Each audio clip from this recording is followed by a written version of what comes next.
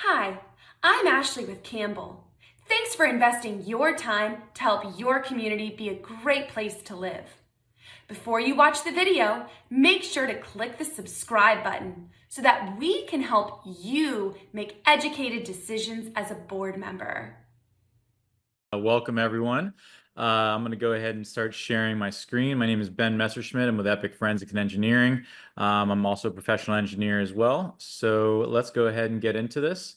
Let me share screen. Here we go. Now you all should go ahead and see this. If Yep, I looks could, great. Ashley. Okay, Yep, perfect. looks great. Thank you. All right, wonderful. So a nice hot topic as we've been discussing probably this issue for the last 3 years, I want to go ahead and say.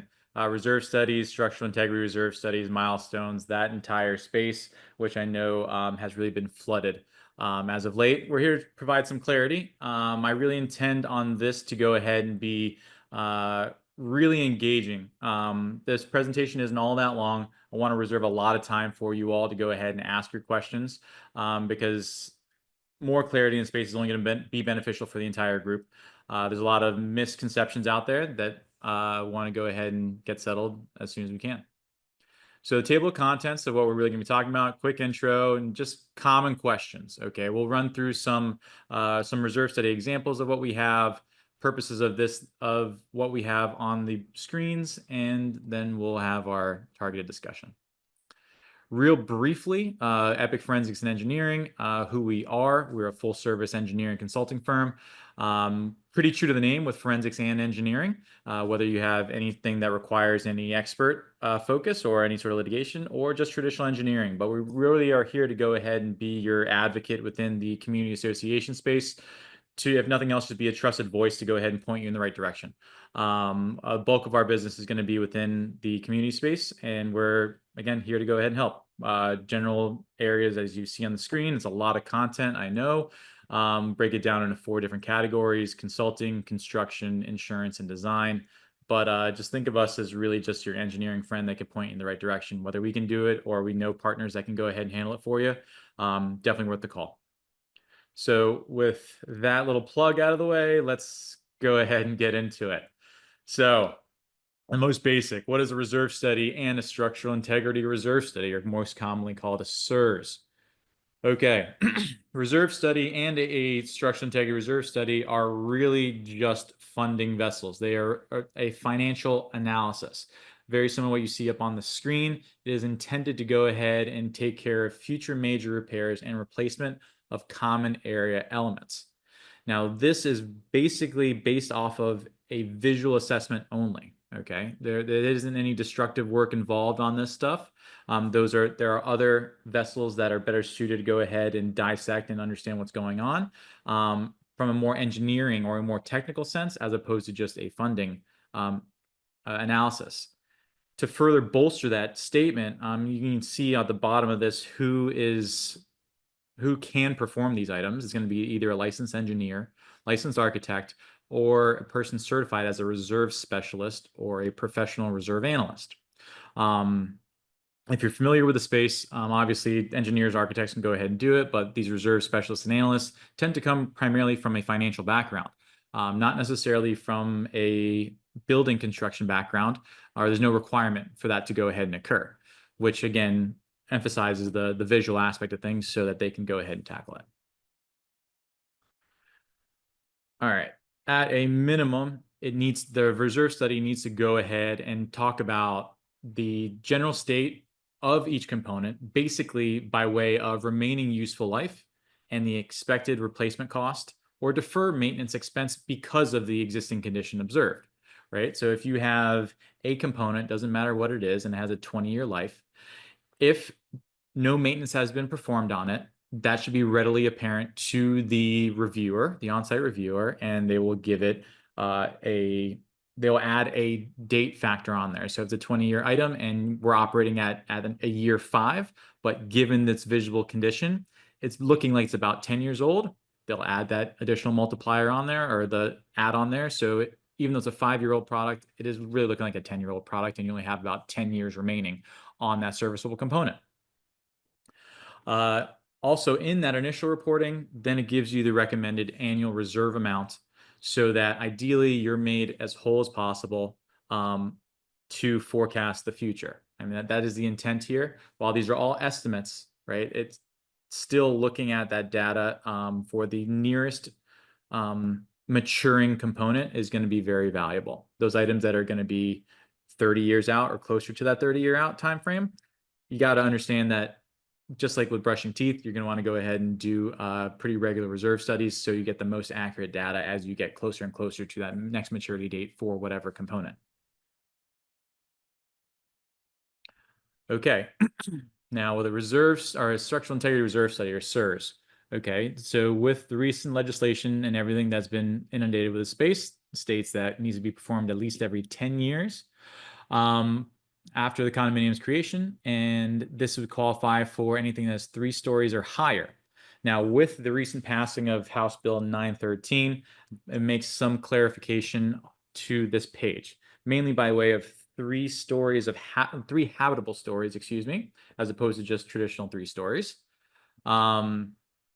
And just a little backstory with respect to my interpretation of the 3-story requirement, even prior to, is usually anything above 3 stories would be categorized, or 3 stories and above would be closer identifying as a threshold structure, which has a legal definition also defined within the Florida Building Code, but a more serious structure as opposed to just a single-family home, for example.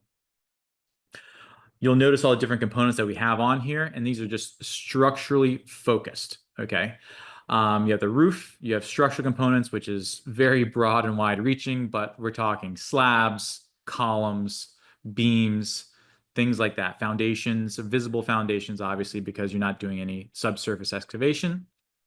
Fireproofing and fire protection systems, whether they be a formalized sprinkler or anything else.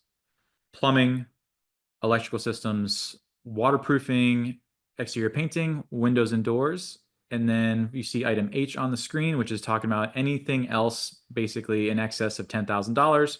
With the House bill that I made mention to, that increases that up to $25,000.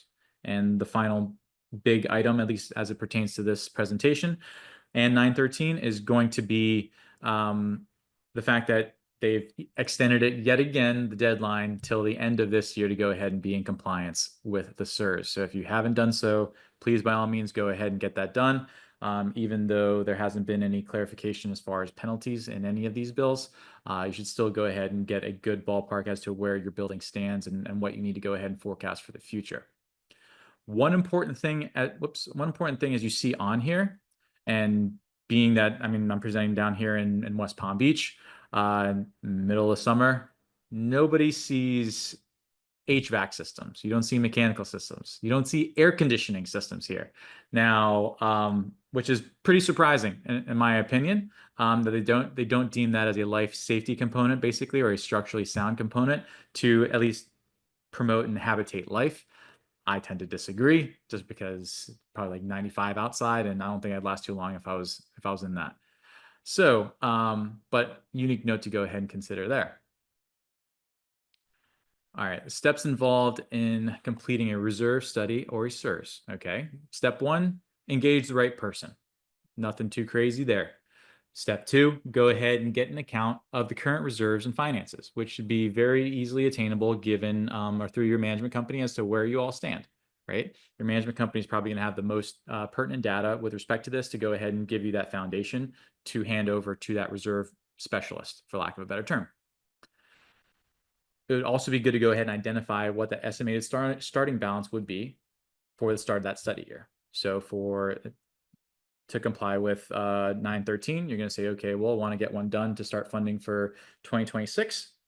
And I want that starting balance to go ahead and be whatever amount of dollars based upon what we already have and where we expect to be by January 1 of 2026. Discuss any upcoming projects with the reserve professional. So if you already have obtained bids for a capital improvement or required repairs for whatever reason, if it is needing to be in compliance with milestone studies or anything similar, that you have that data. The more data, the better on the front end to pass on to the reserve specialist for them to do their due diligence to incorporate or not, or have the dialogue with you to help you navigate that, because that's going to be very critical to the overall mathematics as presented within the report. Once that front end work is done, you're really just going to get out on site to go ahead and perform the evaluation. Now, these evaluations can take as little as a few hours to a few days. But really, it's just going to be collecting all that data while on site to go ahead and start building it into the report. Probably the most important bullet, in my opinion, on this screen is going to be this one coming up of attending a draft meeting with a professional and adjust as necessary.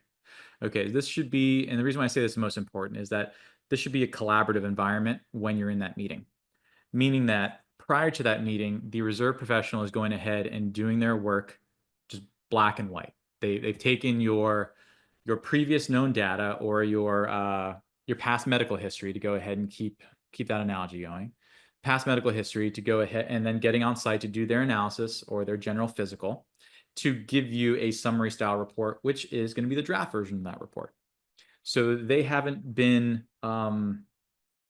skewed by anything outside. Okay, this has just been your objective interpretation by that professional to give you their opinion. At that draft meeting, let's just say these numbers are high, right? Because it's probably what we're dealing with for the majority of these things. Having that open discussion with your professional as to each line item or each grouping of saying, hey, well, why is it like this? And does it need to be like this? Or, hey, by the way, here's some more information with respect to a certain component that may be beneficial for the professional to know, so that it extends out your certain lifespan responsibly. And with, obviously, you're going to have more freedom, if you will, with a traditional reserve study as opposed to a CERS, right? A CERS is going to be very structurally focused. And that's obviously going to be signed by a professional, or I'm going to use this as a professional engineer or architect to go ahead and have that stamp on there for that safety reason. Reserve study, a traditional one, can obviously go ahead and have things that aren't very critical, like pool deck furniture. Okay, for example, whether or not you want to go ahead and put in an allocation of $100,000 or $1, that's certainly up to the actual client at the end of the day. So working through that draft meeting, I think, is the most critical to go ahead and understand what's available to you as the client to go up or down, or make sure that that landscape is as accurate as possible. And then finally, just going ahead and publishing the study. All right, key components and how to interpret the analysis. Okay, so here what you're going to go ahead and see is just going to be a snapshot or executive summary from a typical report. Here's going to give you the basic information. When is the budget year, property data, what are the main categories, and you're going to go ahead and see all these categories here. So it's going to be following primarily in line for CERS.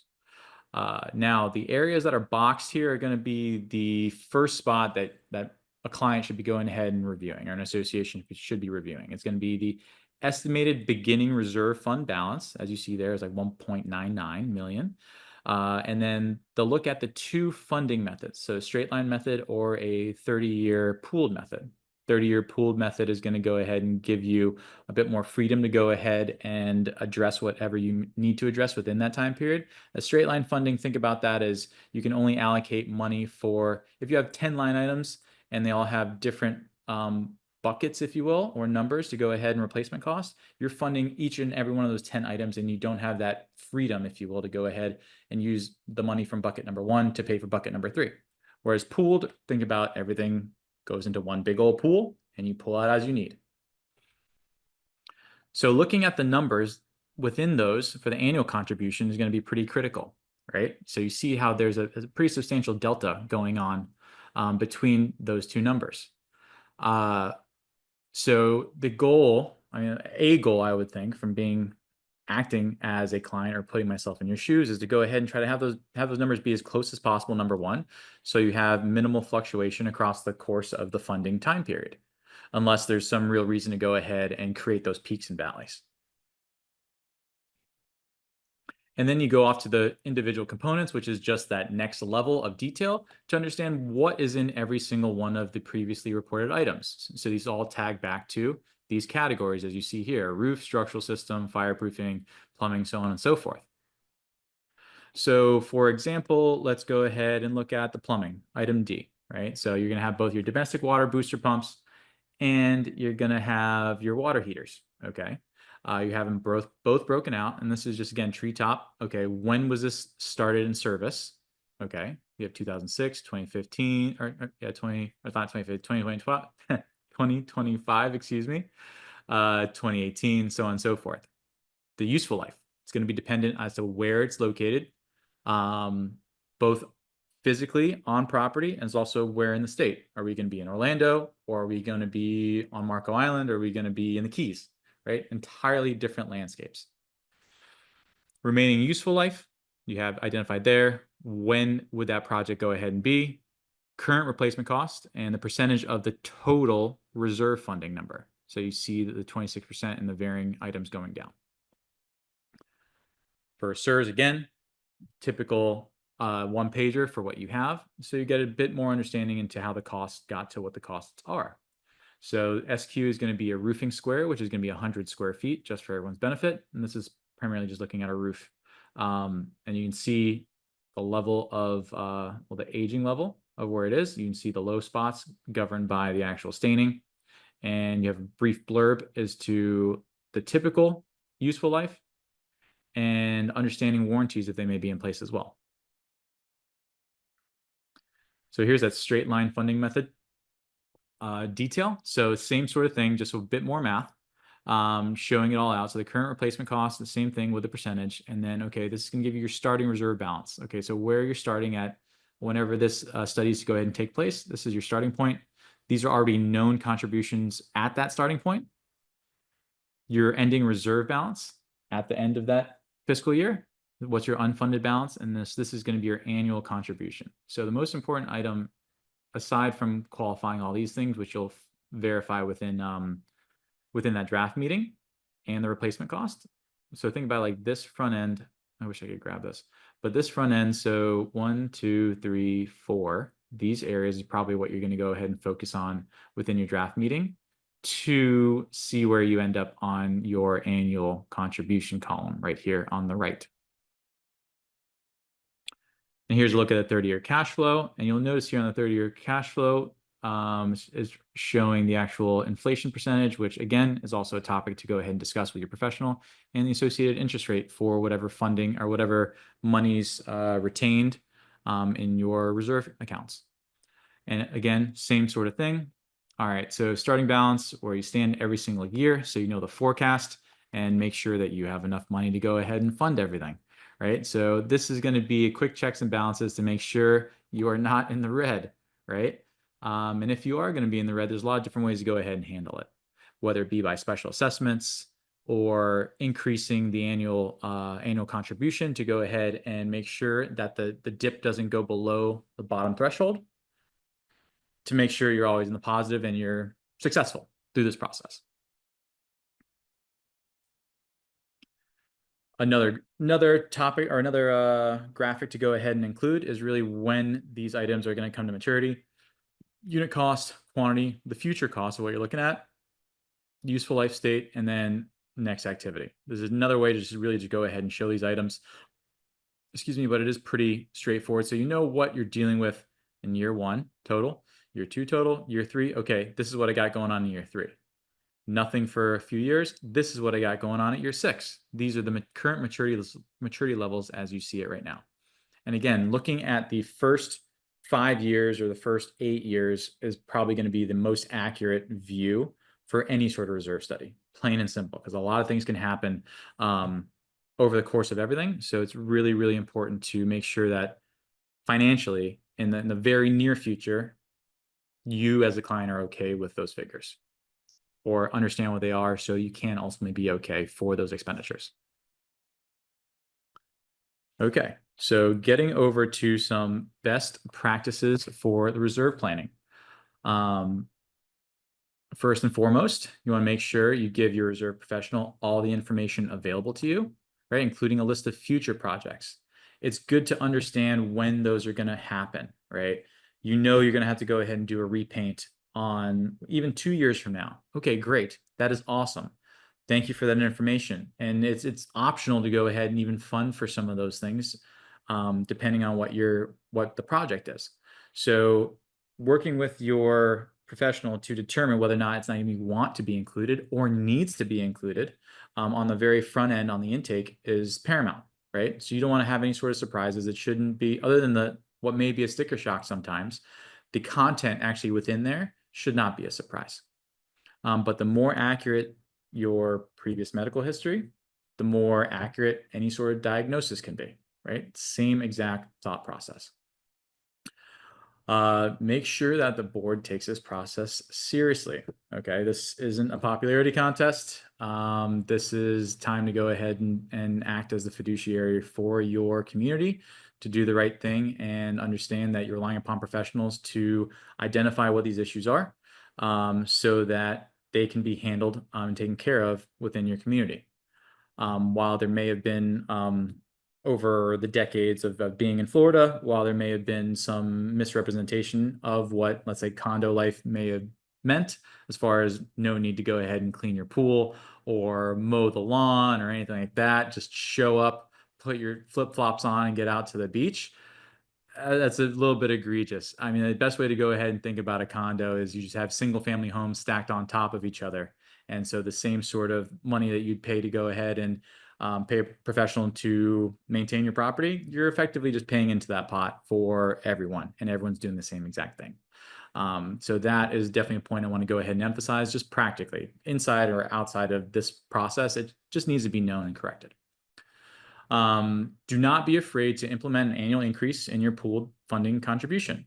This is going to be a little bit of a moving target, just like inflation can be, just like anything within the marketplace can be. In the past few years, I mean, on post-COVID or even during COVID, we've seen a lot of price fluctuability, if that's even a word, of materials, of labor, and where we currently are as well. That may continue. So the ups and downs, the ebbs and flows, there always will be some level of that, but that does not take away the requirement for you as being on the board or being part of a community to go ahead and do what needs to be done. Control what you can't control, right? And then finally, probably a broken record at this point, of revisit and to update the studies regularly so you get the most accurate data when you need it. Again, anything beyond like that 10-year time frame is probably less of a concern, because you should be doing more. You should be doing your reserve studies, a couple of them within 10 years, so at least you have an accurate forecast. But beyond that, understanding still is a level of estimation going on here, plain and simple. These are estimates taken from published data, or published data coupled with the knowledge of the actual professional to come up with these estimates. But they're still estimates at the end of the day. Even if you are to go ahead and get hard bids and numbers for all this stuff, and if it's going to be for a future project 5-10 years down the road from a contract you got to bid from now, you got to understand that there will be some level of growth. And over that time period, there may be some things that may pop up with respect to that project that may still need to be addressed. So that number may increase. With that, actually, we've made it through at least the presentation portion of this, but I do want to go ahead and open this up and really address any sort of questions that any of you all may have, because I think that's really going to bring a lot of value to you all. And I'm just going to open up the Q&A right now, and just start knocking them out one by one. All right. Let me just, okay, so I'm reading over here. What is the impact of raising the capital cost from 10,000 to 25,000? So my initial take is that ultimately, I guess, just like $1 million isn't a huge number anymore, I guess $10,000 isn't a huge number anymore. Why they went ahead and increased that up to $25,000. If you think about it, just $10,000 in a vacuum may just be a small enough figure just for any community within reason to go ahead and just handle that expense out of their operating budget. It may not have to be something that they need to formally fund for, would be my initial take. I'm fine with that number. as giving you my professional opinion, I think the 25 is reasonable. Even if it was 20, I think that's reasonable as well. So moving it north of 10,000 absolutely makes sense in my opinion. All right, let me start knocking these off. Answer live. Okay.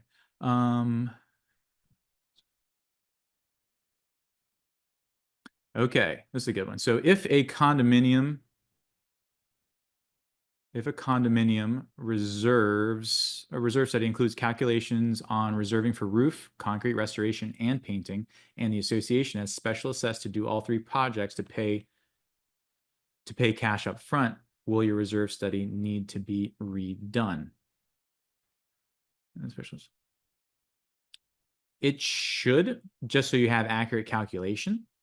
Because with these components, because this would fall under your SIRS and not necessarily underneath your reserve study, and understanding that the SIRS needs to be actually formally submitted to the state, then yes, I would suggest that it does get done. Because it's going to go, but it should just be mathematically done, if that makes sense. You're really just updating the numbers. It's just a mild update. So that shouldn't need to have the reserve specialist come back out on site. It is really just going ahead and saying, okay, cool, you've tackled these line items. Let me zero those out effectively, or put the start date at 2026 so that your next roof is going to be 20 years from 2026, right? So in 2046, for example. If that's not there, then that's going to be artificially showing a much higher number. And again, given the reporting requirement, that's not what you're going to want to go ahead and show. Will the financial information have an inflation factor in the cost projections for? Yes, I mean, we talked about those of having the inflation rate, which I went ahead and presented over there. Is the SIRS for HOA the same for COA? So homeowner association or condo association. So the answer is yes, if you qualify. I mean, HOA is going to have less items that are going to qualify, right? Think about those governing items are going to be for those structures that would qualify as a threshold structure, generally speaking. So it's going to be extremely limited on an HOA. For a COA, or let's just think about a tower, a lot of items. There's going to be more items on a SIRS there than for an HOA. So it'd be the outlier for an HOA if you actually need it. It depends on the actual ownership of the HOA, of what does that entail, which is going to be identified within your docs.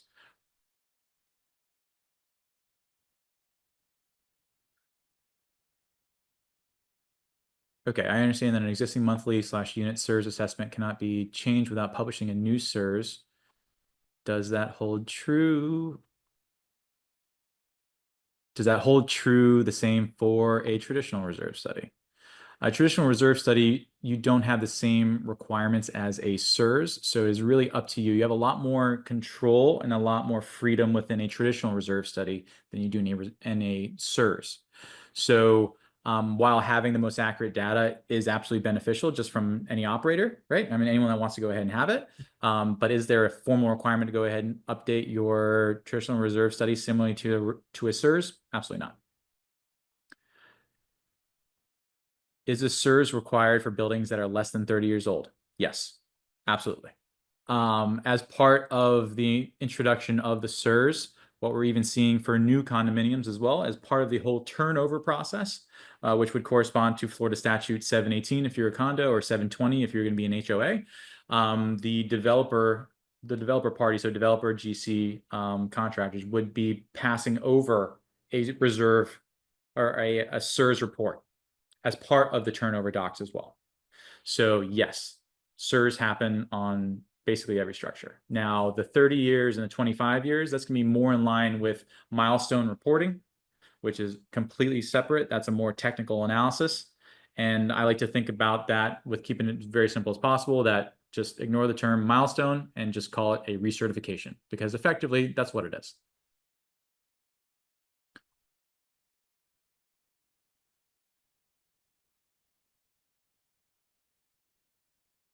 Okay, what would be a typical expected useful life on a concrete restoration project, waterproofing painting on a 5-story condo in South Florida? It's a lot of variables within there. When it boils down to painting, I would say that the typical range, assuming we're excluding a lot of different factors, you're probably talking hovering around like 7 or 8 year range, I would say. but there are some components, let's say like your sealants, that may only last about 5 years. So it's important to go ahead and do an effective audit, maybe an engineering audit, to determine the state of certain items. And for some of these sealants, they're going to be around your openings. If you start seeing some water intrusion occur, should be a clear indicator that something needs to go ahead and be done. Will cooling towers be added to the CERS requirement? One would think, but remember, the cooling towers are ultimately going to be servicing your mechanical equipment. It is not plumbing. So the cooling tower is really just there to go ahead and cycle all your heat pumps to go ahead and take in the hot, make the water back cold, so it can go ahead and actually cool your space. So I haven't seen any sort of potential that will be included.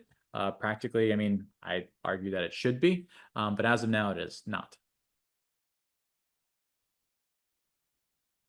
Okay, I'm just going through a few more.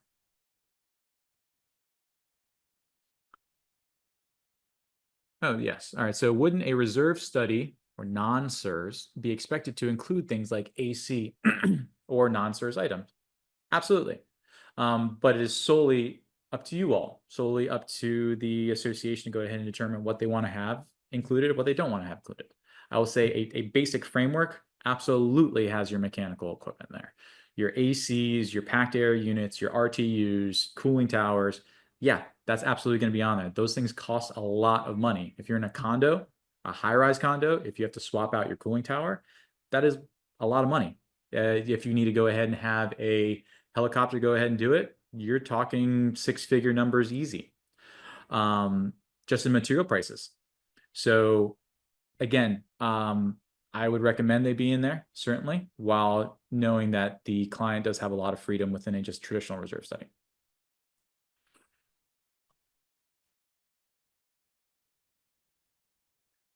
Okay.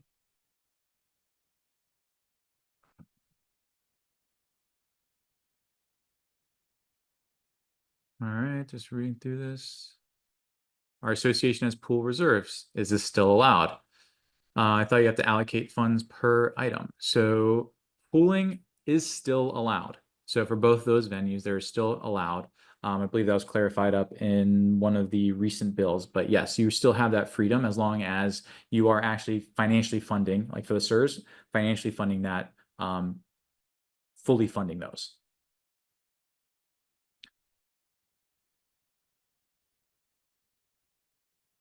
Okay, if using a traditional reserve pooled approach and funds are used to support non-planned replacement or repair, must they be replaced in specific time periods?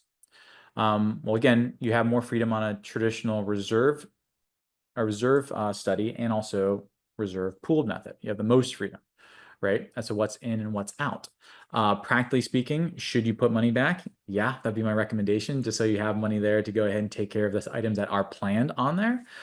So you're not stuck in a position where you have to go ahead and potentially special assess for something that you already had money for at one point in time. So that'd be my recommendation.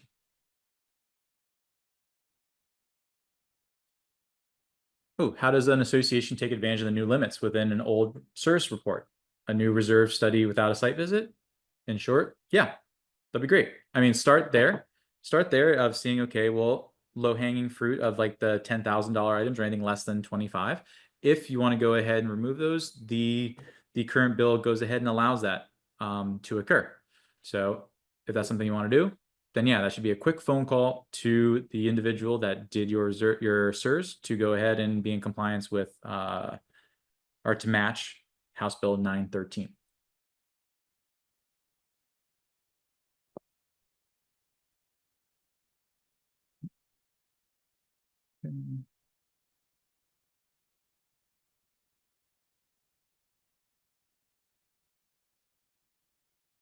Okay. When should an association conduct a CERS study without a site visit to stay current? So it depends on how old your CERS study is. I think that is going to be the first step. If it was like done within last 6 months or a year, then and only a mild update occurred, then you know what? That may not need an actual site visit.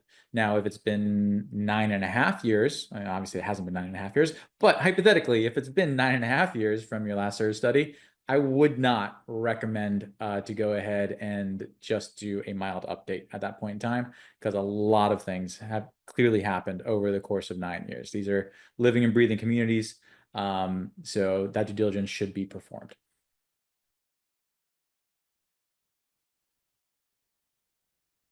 Okay. Our association currently has specific reserved allocations. How do we transition to pool reserves? I'm not an attorney, but theoretically, I would think you just have to vote on it. And as long as you're in compliance with your current declarations and everything on all your bylaws, that should be enough. But definitely consult with your attorney to go ahead and make sure that that is accurate, because each property is going to go ahead and be different.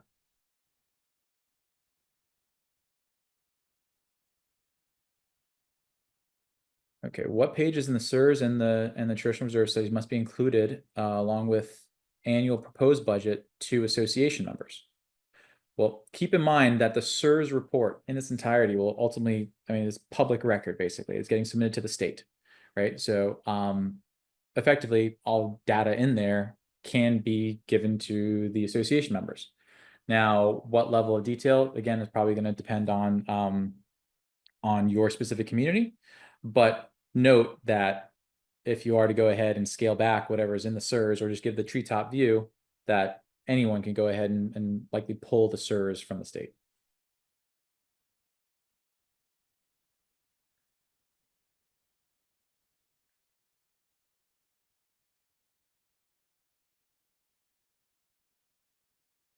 Okay. Just filtering through these real fast. Oh. Should private roads within your HOA community be included in the reserve study? Okay, so in a traditional reserve study, my recommendation would be yes, because if it's going to be a typical HOA, I mean, roads are going to be one of your bigger assets. So it would be nice. I mean, I'm thinking about myself as being a homeowner. It'd be nice to go ahead and have some money set aside so it's not special assessed the next time you need to go ahead and repave your road. I would strongly recommend including that. We see a lot of that within our HOAs. Landscaping items are also within HOAs as well. Sidewalks are good items to go ahead and have in there too. But definitely having the roads there, because that could be as something as simple as just as a mill and overlay, or it could be just a seal coat as well. So a lot of different ways to go ahead and deal with your roadway. So understanding what condition it's in is going to be pretty important.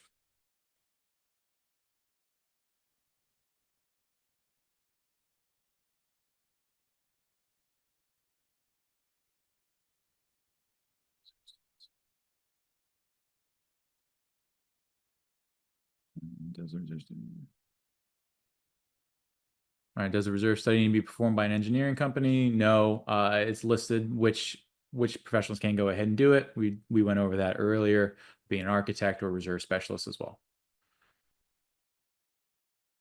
Can you partially reserve? Must it be all or nothing? Good question.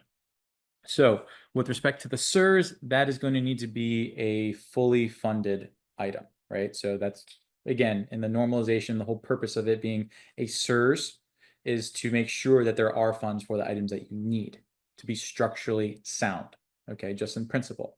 Now, does that mean that you need to go ahead and have all that backlog funding up to today? No, it may not be, but you should be playing catch up and fully funding that. You cannot waive those reserves. And when you get down to traditional reserve study, you have more freedom with respect to that. That may not need to get fully funded. Look at your docs as well, and that could likely just gonna be a voting item, very similar to how it was prior to this process.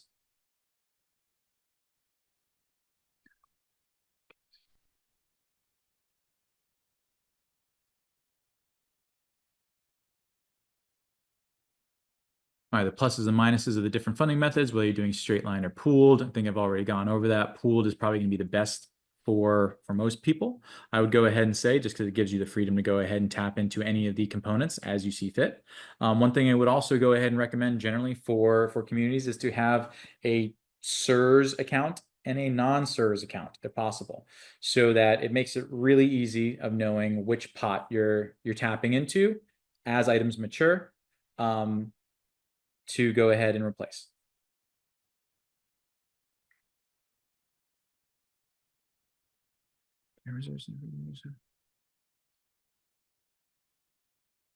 Can a reserve study for years have any years with negative reserve balances? I mean, if maybe in the draft phase of it, but if you're going to go ahead and do one now and has a point where it's negative, just understand what that means, right? That means that you do not have enough money in there to go ahead and account for your current expenditures. So how do you go ahead and get back up above zero? Special assessment, loan. So would that end up on a final report? No, likely not. I mean, that's why you do this process, is to go ahead and scale it all the way out to see where you stand to make sure you're above that lowest threshold.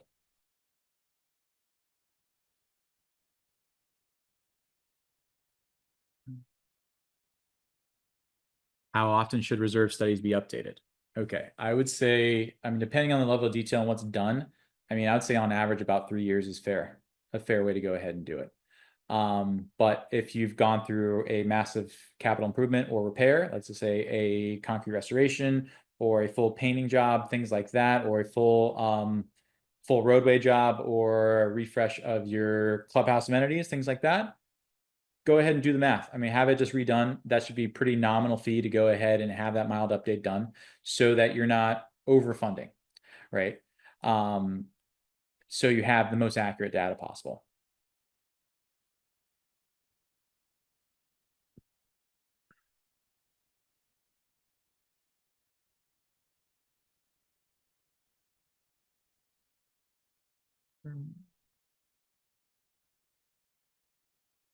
Okay, I think I lost track of it real fast.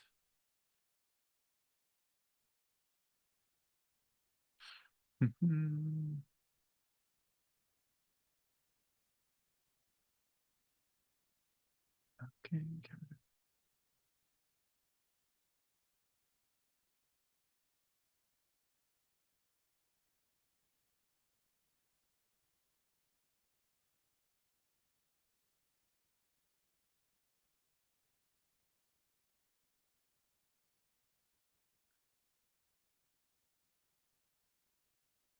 Okay, so here's one that's a little open-ended, but we can discuss it. So what do you recommend regarding obtaining a line of credit, especially after House Bill 913? So whenever obtaining a line of credit, looking the most fundable and reasonable to go ahead and present yourself to the funding party is going to be critical, right? Showing them that you have done your due diligence, showing them that you have the corresponding reporting by third-party professionals that are showing you where you need to be. Also by showing that you are actively maintaining your property properly, so that again, it doesn't look like you're being negligent on your property either. So that by way of maintenance agreements, whether it be roofs, whether it be pools, whether it be landscaping, whether it be roadways, whether it be any major component, whether it be mechanical equipment, understanding that regular maintenance is taking place is going to make you look more fundable, right? And just same thing, just like for regular homeowners insurance. Just think about just the insurance market as a whole, which I know is a very broken process right now, but looking like a insurable client is the exact same thought processes you should have while obtaining a loan. So that you look and are accurately representing a top-notch citizen, so to speak.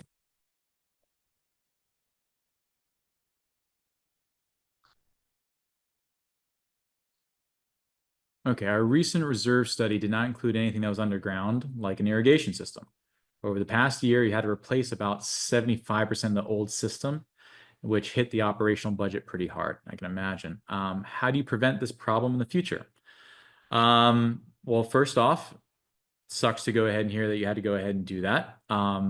Secondly, I mean, you have two options, is understanding why you had to replace that 75%, which is a very big percentage of any equipment, right? Now, if that was due to maintenance or if that was due to original construction, that's one thing. If that was just due to the fact that it was just at its maturity level, that's another thing. But the easiest general statement is, how do you prevent that problem in the future? Is you fund for it if you can, right? I mean, looking at if that a component like this is going to be just on a traditional reserve study, so you have the option to go ahead and put it on there or not. So I would use that draft meeting very well to go ahead and run through items. I mean, before that, when you're interviewing or discussing with the reserve professional, to make sure and bring up those points of, hey, will this item be included? Will this item be included? This, and this, or I, client, want to have these items included. It never hurts on the front end to go ahead and have it analyzed up to the draft phase. But what gets memorialized is going to be what matters. So why not just go ahead and get the data and then interpret it at that point in time? Because up until you get those draft numbers, it's pie in the sky numbers. You have no idea what it's going to be. So hear it from the professional first.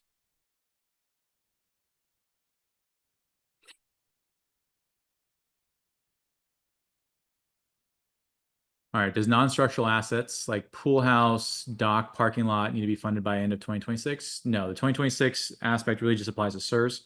So that's going to be just for structural integrity components complying with the actual standard itself.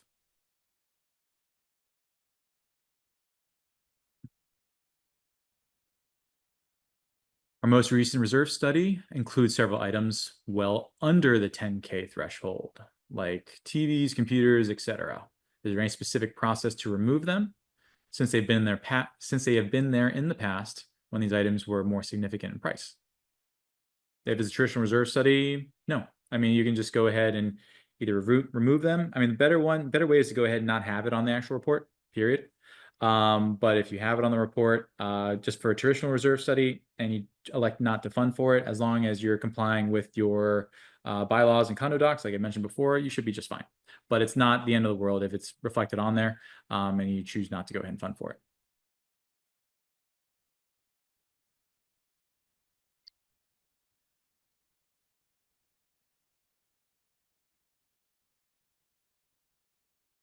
All right, well, the SERS requirements, as I may have mentioned too, the most recent reserve requirements are going to be in House Bill 913.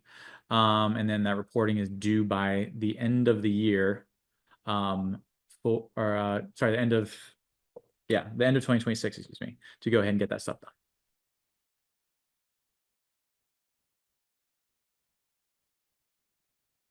Pooling is still allowed for the SERS previously mentioned. One thing I would also recommend as we're going through these, and we're almost towards the end of these questions. But one thing I would go ahead and recommend is that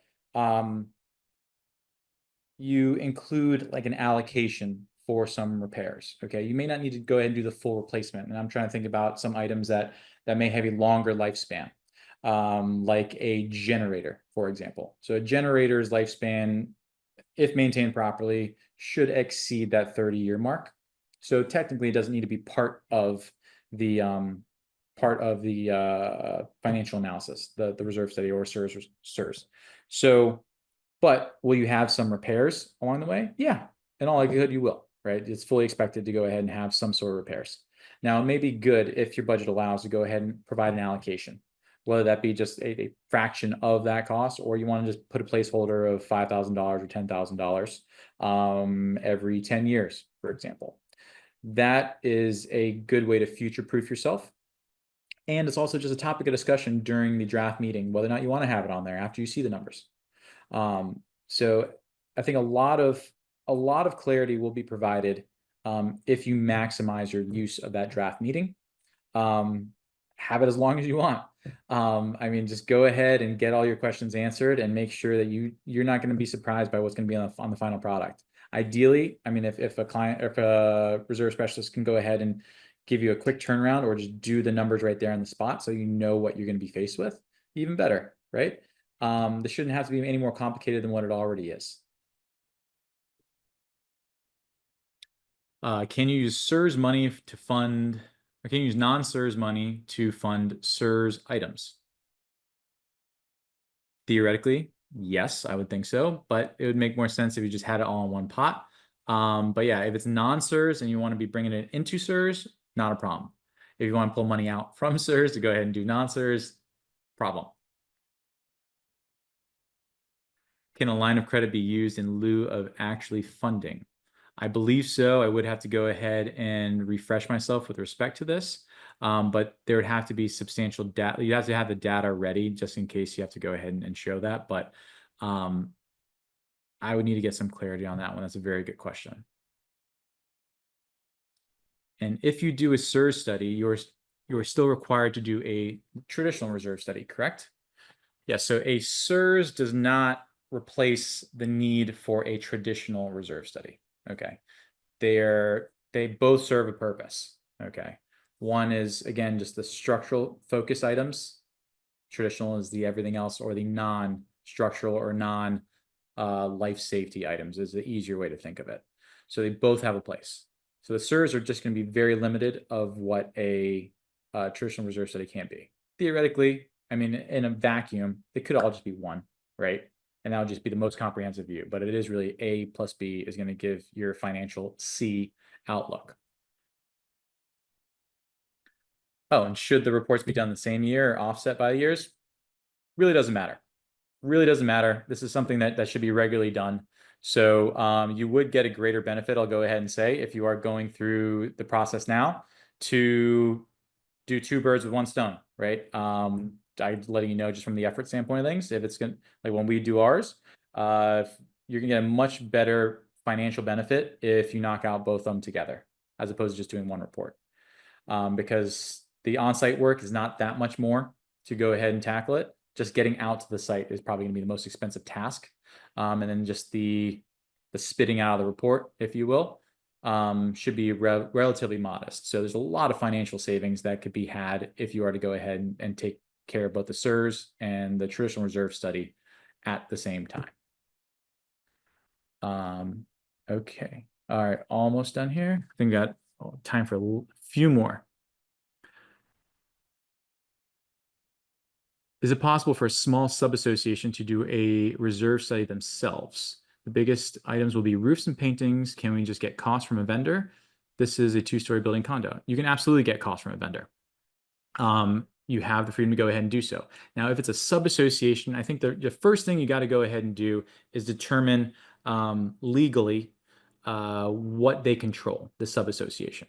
Okay, are they just like a neighborhood within your community, or are they a separate entity, separate legal entity that has their own legal requirements? If it's going to be the latter, then yes, that sub-association is responsible to go ahead and comply with the same sort of standards as what the other sub-association and the other sub-association and the other sub-association. So, but getting hard numbers, if you're going to be doing the repair sooner rather than later, absolutely. All for it, should be done. Hard numbers are going to be better than soft numbers every single time.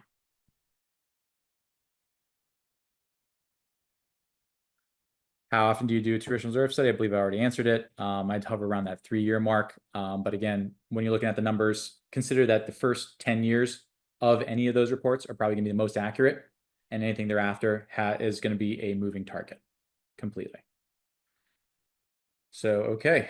Well, with that, I think I made it to the bottom of the list. This was great. I hope this was beneficial to the group. I see that it was mostly excellent, very good, and some fair.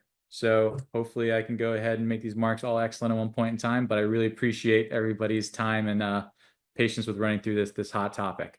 So feel free to go ahead and give us a call, shoot us an email whenever you have any questions that may arise. And Ashley, thank you so much for this opportunity to go ahead and present to the group. Thanks for watching. For more great educational content, click the subscribe button now.